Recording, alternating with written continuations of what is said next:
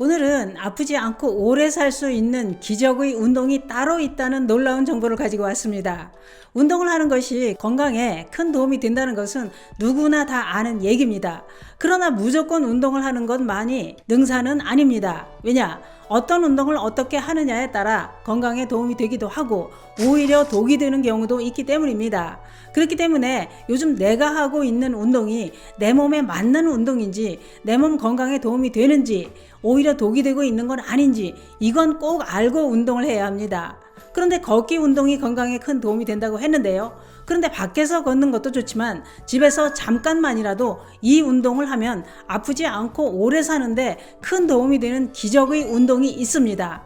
그러면 기적의 운동은 어떤 운동인지 어떻게 해야 하는지 몽땅 알려드리려고 준비했습니다. 아프지 않게 오래 살고 싶다면 오늘 영상 꼭 보시길 권해드립니다. 그 이야기 지금 시작합니다.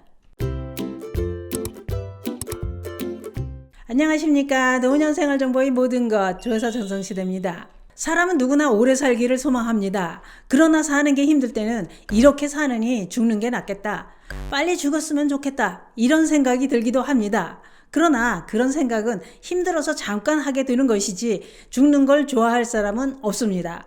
오래 살고 싶은 욕망은 동서고금을 막론하고 인간의 영원한 로망이라 할 수 있습니다. 그러나 오래 사는 것은 건강하게 오래 사는 것입니다. 아프면서 고통 속에 오래 사는 것을 바라는 사람은 없을 것입니다. 요즘 의학의 발달로 한국인의 기대 수명이 계속 늘어나면서 명이 길어졌다고 하는데요. OECD 통계에서 2023년도 한국인의 기대 수명은 83.6세로 전년도보다 0.1세 증가했다고 밝혔습니다. 이 수치는 OECD 평균보다 3년 높은 수치라고 하는데요. 그런데 이렇게 기대 수명이 늘어난다고 다 좋은 것이냐? 그렇지도 않습니다. 왜냐?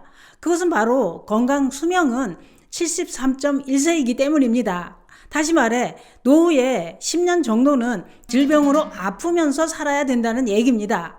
그렇기 때문에 아프면서 오래 사는 것보다는 건강 수명을 늘리는 것이 중요하다 이겁니다. 그러면 건강 수명을 어떻게 늘려야 하느냐? 이게 더 중요합니다. 건강 수명을 늘리는 것은 대단한 것을 해야 되는 것이 아니라 작은 생활 습관과 사소하지만 건강 원칙을 꾸준히 지키는 것이라고 했는데요. 우선 정기적인 건강검진으로 몸에서 일어나는 작은 변화를 빨리 체크하고 관리해야 합니다. 나이가 들면 노화로 인해 여러 가지 질병이 발생할 수 있기 때문인데요. 또한 잠을 푹 자는 것도 중요하다고 했습니다. 나이가 들면 잠을 설치는 분들 많습니다. 문제는 잠을 푹 자느냐 못 자느냐에 따라 온몸 건강이 좌우되기도 한다는 것입니다. 수면의 질을 높이기 위해서는 낮에 낮잠을 길게 자지 말고 활동을 많이 하시는 게 좋습니다. 또한 무엇을 먹느냐도 중요하다고 했는데요. 단백질, 신선한 채소와 제철 과일을 잘 챙겨 드시고 가공식품 섭취는 줄이는 게 좋습니다. 또 나이가 들면 앉아있는 시간이 길어집니다. 특히 가장 나쁜 자세로 오래 앉아 있는 것은 혈액순환 장애로 심장질환, 하지정맥류 또는 소화불량, 척추질환, 골다공증, 당뇨 이런 질환이 발생할 위험이 크게 높아진다는 겁니다. 또 운동을 생활화하는 것도 건강 수명을 늘리는 데 큰 도움이 된다고 했는데요. 노년층들한테 운동은 걷기가 최고입니다만 그러나 매일 걷는다고 필수 운동을 충족시킬 수는 없다는 겁니다. 왜냐? 노년층한테 더 중요한 운동이 근력 운동이기 때문입니다. 나이가 들면 근육이 빠르게 감소합니다. 문제는 근육이 부족해지면 면역력도 떨어지면서 여러 가지 질환이 쉽게 발생하게 됩니다. 또한 근력이 약해지면 활동하기가 어려워져서 없던 병도 생기고 삶의 질까지 크게 떨어집니다. 그렇기 때문에 걷기만 할 게 아니라 근력 운동도 꼭 필요하다 이겁니다. 또 한 가지 문제는 무작정 운동을 한다고 다 건강에 도움이 되는 것은 아니라는 것입니다. 특히 몸은 늙었는데 마음은 청춘인 분들 많습니다.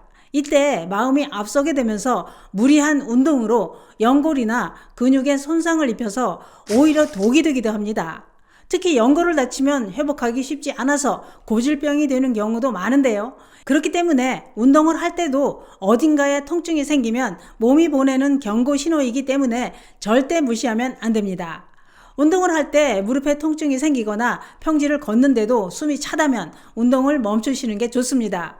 그런데 최근 전문가들이 연구해서 사망 위험을 24%나 줄여주는 기적의 운동이 있다고 발표했습니다. 그게 뭐냐? 그것은 바로 계단 오르기입니다. 최근 영국 노폭 노리치 대학 병원 재단의 소피 패독 박사 연구팀이 35살에서 84세 48만 명에 대한 계단 오르기 수명 연장 효과를 연구해봤다고 하는데요. 그 결과 계단 오르기가 수명을 연장시키는 연관성이 있다는 것을 확인했다고 밝혔습니다. 계단 오르기를 하는 사람은 계단 오르기를 하지 않는 사람에 비해 사망 위험이 24%나 낮아졌을 뿐만 아니라 심혈관 질환으로 사망할 위험도 39%나 줄어든다는 것이 연구를 통해 확인되었다고 밝혔습니다.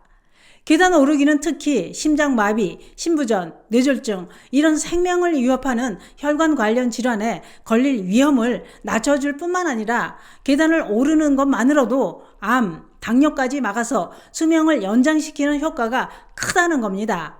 연구팀은 계단 오르기는 잠깐의 신체 활동으로 건강에 좋은 영향을 미치는 꼭 해야 되는 운동이라고 했는데요.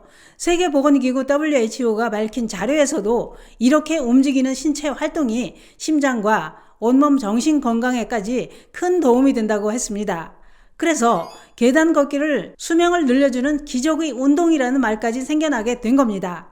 계단 오르기는 계단 수, 속도와 관계없이 할 수 있으나 많이 하면 할수록 건강에는 더 큰 도움이 될 수 있다고 했는데요. 계단 오르기는 일상생활에서 쉽게 실천할 수 있는 장점이 있습니다.